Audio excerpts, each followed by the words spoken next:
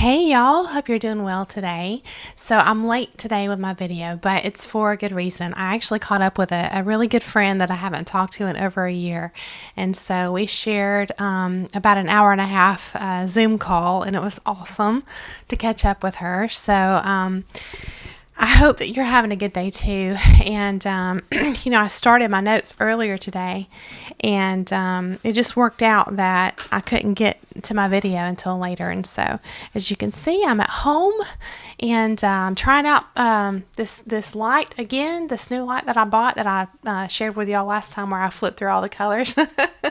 And same thing tonight, I just landed on this lime green. I don't know, it just reminds me of this tropical tree frog. Every time I see it, it's literally a neon green color. It's crazy, but it for whatever reason uh, would you say it lends the best light or throws the best light or whatever. It's the best. So we're gonna go with it and see what happens. But so today's topic is going to be what does it mean to be conditioned? Right? For another person to condition us, right? What does that really mean? And of course, we could take this in a zillion different directions, and I feel like there's a lot of different layers to it, different levels. But in the end, we're going to be talking about how it kind of serves for our benefit at some point during our healing after we've done a lot of work. Okay, and how it's we're going to be inspired by the Bible verse that says that God uses all things for the good of those who love Him. That's going to be our inspiration, okay, as we talk about conditioning, okay. So let's take a look at that word. Condition as a noun from the mid-14th century. The definition per the online etymology dictionary says, particular mode of being of a person or thing. And then it continues and mentions a requisite or a prerequisite, stipulation or situation, okay? And then it expands on prerequisite, saying a restricting or limiting circumstance. And I thought that right there is perfectly in alignment with what happens to us when we are conditioned, right? Via psychological abuse and control. Essentially, we are experiencing restriction and limiting circumstances that serve this other person who is doing the conditioning, right? So we're being made like into this puppet to serve this other person. That's what's happening when we're being conditioned, right? And again, we could take this in a million different directions, like why do they do this? And I feel like, well, if you simply take a look, right, and just do a little bit of research, you're going to see that there's endless channels and books and articles on narcissism. And if you have interest in this topic of conditioning, you can certainly do a deep dive there. But I just hope that the way that I'm able to present it today for you is going to be beneficial and get the wheels turning. All right. So what does it mean? What does it mean to be conditioned? I feel like you're when you have a good heart, you're an honest person, you try to approach every relationship in your life, every connection in your life, be it family, friends, partner, whatever it is, with cooperation and just trying to balance your own needs with making that person happy, via your cooperation and just your empathy and just the relationship itself. When you have that kind of heart, it gets exploited, okay? And it's kind of like you wind up, it's a slow process a lot of times. And it's just so gradual, the way that you are conditioned, that you don't realize what is happening to you until you are truly so out of balance that you are falling apart. Your health is just down the drain. Your You can't even think straight anymore. You've lost, a ton of vocabulary words, and you feel like, you've been isolated so long, you almost have to work on your social skills. It's like it really does a number on you, okay, when you're conditioned. But essentially, it means that you are filling a designated role assigned by someone else. That's what you're doing when you are being conditioned and when you have been conditioned. You're living by another person's rules, okay? Like, for example, narcissistic parents exploit their position of power over their children for this purpose, right? It's like a healthy and loving parent is going to teach their child, which is very similar to conditioning, right? But they're going to teach their child, healthy habits and just how the world works and all these things. And so you can operate from this position of power for good or for bad. Someone that's going to use it for bad is not going to be teaching and cooperating and walking alongside, and sharing that energy and that knowledge and everything, right?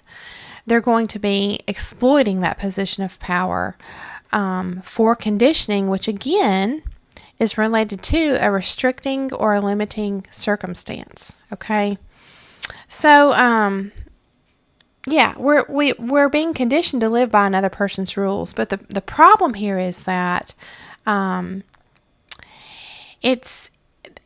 they get compliance from us. We feel like it's cooperation. They see it as what it really is because we're not awake to it yet.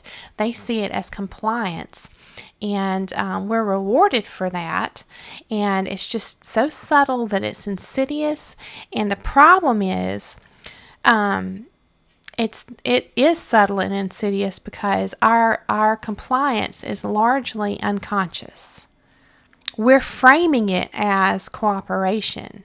We're framing it as being a humble person and trying to be helpful, trying to please this person. I talked about people pleasers in my last video, but largely we're unconscious of the fact that what we're really doing is we're learning to be compliant as we're being conditioned. All right. And then I looked up the term condition as a verb, which means to teach or accustom a person or animal to certain habits or responses, right? And I said, I put my notes here, yes. So it's just like in all those science experiments, with the animals where they're, conditioning them to, like Pavlov's dog, things like that. It's just, it's psychological abuse. And it's conditioning that happens on a different level within our psyche. It's not coming from our own free will. Our compliance is being stolen from us. And we're going to get into that, like how and the mechanics and the outcome when you do the work and things like that. So if we consider that the hero's journey, which I talk about a lot on my channel, right, can represent a return to the self, the whole and complete self, then this concept is supported, okay? And here's how. In a lot of these myths and fairy tales and folklore, the hero's journey begins due to a bargain, okay, with the devil or a representative of the devil, right? Or that spirit. And so what happens is the person that is making the bargain in these stories, which is either the main character, the hero, or someone that's a personification of an aspect of that main character, right? In a different character in the story. Essentially, there's a giver and a taker. The taker is the one doing the controlling, the puppeteer. I'm thinking of like puppet strings. That's the taker. And the giver is the one who is agreeing to the bargain. But the trick is, the bargain is what it is because they believe that they're going to benefit in some way. Okay, like in all these stories, when the devil character or the villain approaches the main character and offers like this temptation or this great trade or whatever it is to the main character, they're accepting the bargain because they believe that it's beneficial for themselves, right? And so just like that, we believe that entering into a particular friendship or a relationship is good for us. We think, oh, this person's good for us, and hopefully I'm good for them, and it's going to be reciprocal and mutual and all this, when in reality they're just going to take, and you're going to be conditioned to give more than they'll ever give to you. They'll give, but it's manipulative. So it's just to condition you to accept more and more and more and more of their taking, and they take from you in so many different ways, right? That's for a whole nother video. But, my daughter, one of her favorite songs is Katy Perry's Roar. And one of the lines in the lyrics says, I went from zero to my own hero. And that's what happens. These people take and take and take so much from you, from your giving nature, see? Because you're not you're not on to them. The fact that they're really cons, they take and take and take to the point that you feel like you are at zero. You are totally depleted, right? But you truly can come back to life, okay? So just to reiterate, the hero or the hero's representative in these stories believes that they're doing the right thing, again, through the lens of cooperation, when essentially they're losing everything, okay? And it's just so subtle they don't notice. Now, here's the thing. They believe they're doing the right thing, but it's the right thing that is defined by this other person. That's the sleight of hands, okay? The person that's being conned and used and psychologically abused is rewarded by feeling like they're doing the right thing, when in reality they were not the ones to determine what the right thing was. You see what I'm saying? It's like those values of wanting to be a good person and wanting to be, like you think about in the Bible, when I think about in the Bible where it talks about, love. Love is patient and kind and, basically very tolerant. Okay? And so you think you're doing good in this aspect, and they're exploiting that.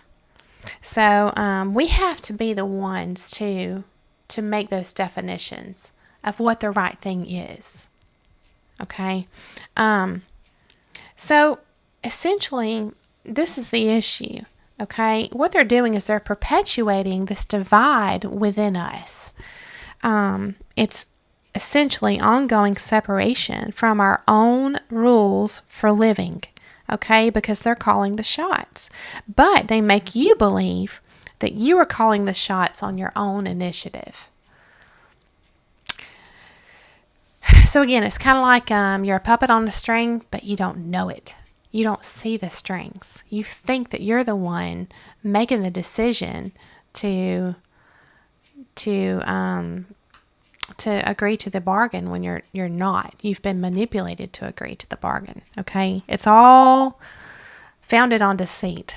Okay, so it's not just about deciding to spend your time investing in what they prefer you do, which is a big part of it, but also regarding your own judgment. So this conditioning, again, it's not just about pulling the strings for, your actions. It's, I would argue, primarily about pulling the strings of your mind, okay, to steal your judgment from you. And there's a lot of different ways to do this. But essentially, you're subjugating your own judgment under the authority of theirs, but you don't realize you're doing it. You're now operating in the dark, but you don't know it, okay? And you become dependent over time on their guidance because you're conditioned to understand if you try to exert any creativity, any ideas whatsoever, okay, they may speak to you in words and say, yeah, that sounds great. But then they may go right behind you and redo what you've done, or undermine you, or get you back in some way. Or their body language is showing that they're actually angry when they say, yeah, that's fine. So it's just subtle ways, okay, that our judgment gets slowly eroded. Our own dependence, our own trust, our self-trust in our inner guiding light, okay, which is what creates healthy judgment within us. That gets slowly and insidiously stolen from us and placed under their authority, okay? So that's what I mean when I say it's like you're operating in the dark, right? Except for their guidance. So if they can keep you doubting your own judgment, then they are conditioning you to trust theirs. Okay? Essentially, your own, not just your judgment, but your free will and everything about your essence, your life force becomes totally like relinquished or sacrificed. Okay, to them and their will. So let me give you an example, like a real life example of conditioning. This is just one of many, but it was the first thing that came to mind. Okay, this is a real life example. And this is one of those things I want to go ahead and just validate you if you have experienced psychological abuse. It's one of those things where if you try to go and share just one story with a person that hasn't experienced it, I just caution you about that because a lot of people, if they haven't experienced it, they're going to view this as, possibly you're just being petty or you're just paranoid or you're seeing things, a certain way when they're not really that way or whatever it is. And that's not to say that people, can't misunderstand or misread situations, but as we know with psychological abuse, that's why it is so insidious and that's why it can go on for decades. Because people who are willing to question themselves, well, they do just that. And so that in itself is exploited, right? So this example is where a person is conditioned to tolerate. And it's really about maintaining this position of power within this two-person dynamic in my example. And it can just simply play out like this. Maybe the two of you are getting ready to go somewhere, okay? And you're ready. And the other person is saying, hey, I'm just going to go run, put the clothes in the dryer real quick, and I'll be right back. And you're thinking, okay, 5-10 minutes, whatever, we're still on time. Well, you're waiting, and you're waiting, and you're waiting, and you're waiting. And you go to look for them in the laundry room, and they're not there. And you check the bathrooms, and they're not there. And you have to hunt them down, and they're moved on to another task, and they didn't say anything about it, and they're like, hey, I'll be right there, and you're just getting more and more frustrated, and it's kind of one of those things. See, this is why this goes on forever and ever and ever, because in your mind, in your logical mind, you're like, well, they just had to do this, or they had to take care of that, no big deal. See. And you brush it off, and you brush it off, and you brush it off, and it happens again and again and again. And sometimes, I can tell you this for sure, sometimes you can dismiss this stuff for so many years because you think you're being logical, right? That you're not really validated, even though your gut's screaming at you like, this person is making you wait on purpose. And it seems so ridiculous that you dismiss it just because it's purely strange. So you're just like, there's no way they're doing something like that on purpose. It would be too bizarre, But you have to, first of all, couple that with everything else, or group it with everything else that they're doing to you to see the whole picture. Again, you're zoomed in on this one aspect and dismissing this one aspect. But when you zoom out, you see all of it. It paints a different picture. But what can happen is, if you're ever privileged enough to see this person interact with someone else, and you see this other person that you don't even know react the way that your gut was telling you to react, which was, what are you doing? And getting angry about it, then it's your validation. Sometimes it takes that. Sometimes it takes stepping out of a situation and looking at it through the eyes of someone else. Like, what would somebody else do in this situation? See, that is your proof that you have been conditioned to tolerate things you should have never tolerated. But again, there's so many of them, okay? And it's kind of like, if they can condition you to tolerate these minor things that are, a logical person would, of course, they would dismiss this. Well, then there's these other things too that, you really shouldn't dismiss, but you're already in this habit, of dismissing all this other stuff. So it's really a bizarre thing to experience, to be totally honest with you. And if you've been through it and you're watching my videos, you know exactly what I mean. But all these things seem minor, okay? Again, just look at it through the eyes of somebody else, right? Because when you do, you realize that other people would indeed find something that you've just dismissed as very strange. And something not to dismiss, right? But just flat out rude, inconsiderate, a pattern that's wrong, intentional, see. So let me go back up here to this. What I said earlier. If they can keep you doubting your own judgment, then they are conditioning you to trust theirs. And eventually, it's just totally relinquished. Your own judgment is totally relinquished or sacrificed. So who gives us our own judgment? As a spiritual person. It's the Holy Spirit.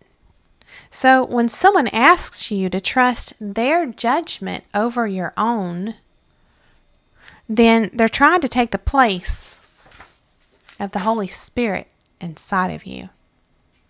It's kind of a big deal. All right, and who does this sound like? Because I'm reminded of Satan falling from God's grace in heaven because he was jealous and wanted to be in God's seat, right? So when a person is bound and determined to have every moment of their own and others associated with them, right? Every moment of their own day planned out. Not only are they going to be miserable, right? Because you have to wonder what makes a person want to be controlling to that degree. Is it just some false sense of security, some attempt at feeling secure and avoiding the unknown because that's scary, or, maybe it's under the guise of being responsible or whatever it is. But when someone is controlling to that degree and they're planning out not only, their days, but your days, they're truly going to be miserable, and you're going to see it. You're going to see it. Because God's plan will always prevail, see? So you can plan all you want to, so you're blue in the face. And if you've got every moment planned, of course, statistically, logically speaking, it's not going to go according to plan, right? These are the people that are just constant complainers. You just can't make them happy. But God's plan will always prevail. God's going to make sure in the end everybody knows who's really in control. Let me put it that way, right? So these people essentially don't leave any wiggle room, you might say, for the numinous to appear in their life, okay? So these are people who don't believe in magic or miracles. Everything's literally just a strange coincidence to these people, okay? So I feel like they have the materialistic mindset. They're very money-oriented, very materialistic. They're not about any kind of affection. If they hug you, it's not genuine. They rarely smile. If you see them smile, it's forced. They don't seem to have an imagination. Very shallow conversations. And back to the topic of imagination, they're very dismissive of that, saying it's just for kids and that's it. So, what I'm saying is these are people who are totally tied up in the physical realm. They're totally they've bought into this worldly way of living. Okay? So, when you've when you've spent a lot of time with people like this and you've normalized it because you were conditioned to normalize this stuff, here's what can happen. You can have a large portion of your life be filled with these feelings that are really hard to put your finger on, like longing. And I'm reminded of John Mayer's song here.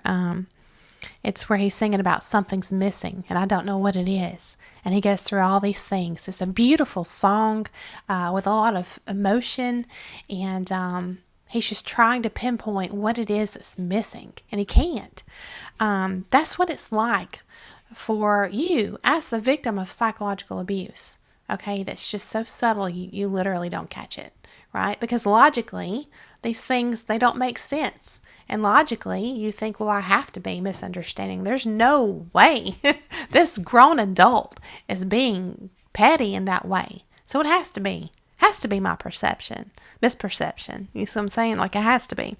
So your gut's trying its best, your intuition, to get your attention, and it's doing so through these feelings, of longing, of feeling alone, despite not being alone, or you may be feeling guilty, but you're not guilty. So maybe it's shame, but it's just essentially unidentified pain is what it is inside of you. Okay. So at some point on our journey, we can finally name this pain. And giving a name or a label to pain that you've dealt with for many years is very healing. You hear people talk about a lot, like, what's in a name? Names are very meaningful and symbolic. And it helps us to learn particular words and terms to identify things, just for, to bring an experience from, the depths of our psyche into our conscious awareness. Language has that power, right?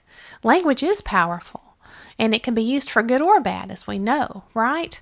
A blessing or a curse. So we can, when we get to this point in doing the work and asking a ton of questions and saying, you know what, that's not normal. It actually is very strange. And I'm not going to let it go anymore. I'm not going to tolerate this anymore. And you start asking questions and putting everything together. At that point, there's power. You're starting to become empowered again. So, what is this thing inside of us that we've struggled with for so long, that we can't really pinpoint? It's our purpose. It's our guiding light that was literally being hidden from you by this demonic spirit at work in this person or in these people. Your purpose.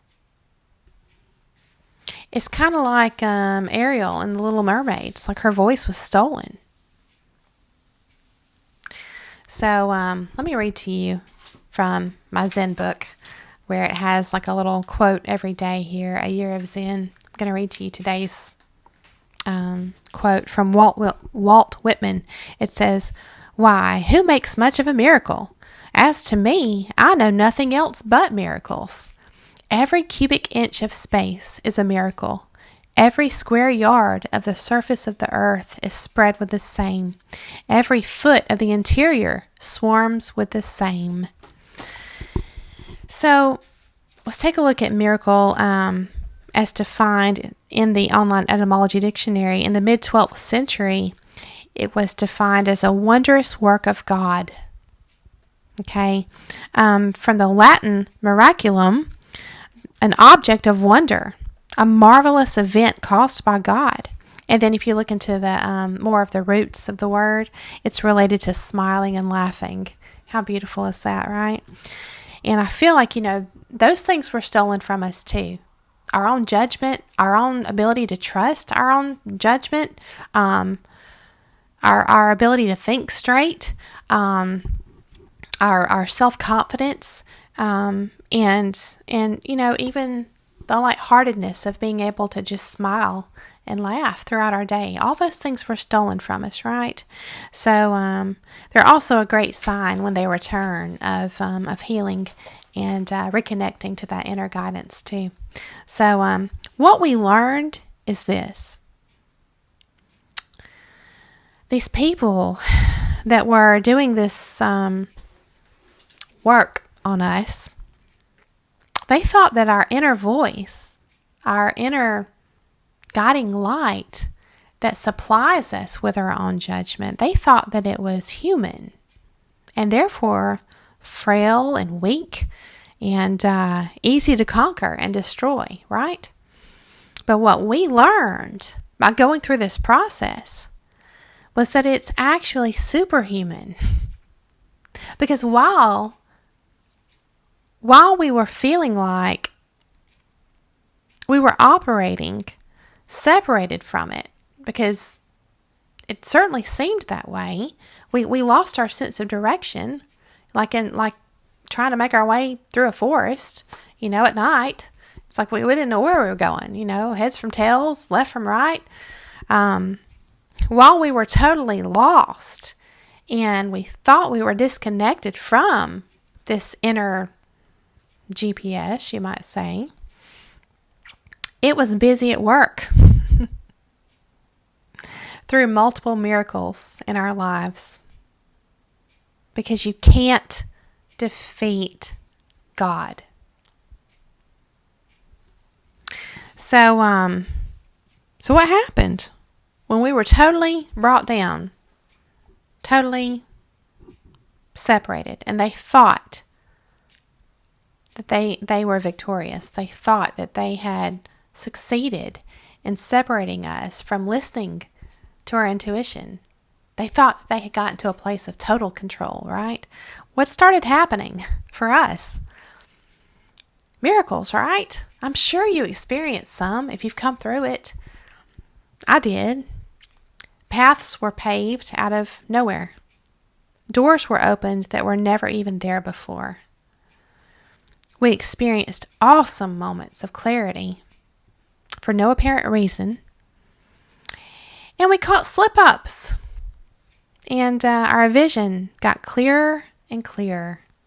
And we didn't have anything to do with it. That's the power of God. So we realized the outer manifestation of this power is the same as the inner presence of it, because it's housed inside of us. Okay? So we were essentially, this is how I view it. It's kind of like we were, in the hero's journey, it's like you come back and you meet yourself, you find yourself, your big S self, your higher self, you might say, right? Or you find God. Let me just position it this way in today's video. It's like we were introduced to the Holy Spirit externally through these miracles, okay? Because we know we didn't do any of this, but somehow we came out of it, in all these different various ways that manifested. This path was created, to bring us out of this bad situation. So in the process, we were truly introduced to the Holy Spirit externally. And I feel like this happened so that we could awaken to its true residence inside of us. Okay? At this point, it's like game over for these people. It truly is. You're no longer playing by their rules, So it's like we met God, and it was both an external and an internal experience. And suddenly we learned to welcome our emotions and our intuition. We don't dismiss it anymore, trying to be polite or trying to give the other person the benefit of the doubt. We listen to what's in here first, right? And it's really not as simple as just placing trust in ourselves. There is something more within ourselves, and that's where we place our trust. So we understand that there is more and that we are a part of that within us, which is more. Okay, we learn to reserve our energy for what it's truly intended for. And it's not intended to be exploited for another person to just gallivant and go out there and have their cake and eat it too, and deceive, hundreds of people for their own gain, and all the things that these people do. So we no longer freely give and give until we are totally depleted. We know better than that now, right? So we're now operating from our own inner guidance, and that means that we are living balanced and in harmony with our purpose. And the beauty is that we will be able to recognize others now too who do the same. And so therefore, any investment of our life force energy is going to be truly directed towards those who share in that same spirit with us. And it's to experience that is totally different. And so I just hope that this has given you a lot of insight. I hope that it's been validating for your experiences and that it got the wheels turning for you. And I just thank you for coming along to hear the message. I'm sorry it was so late today. And I just hope that you have a beautiful day, evening, whatever time of day it is when you're watching this. And I'll see you again very soon.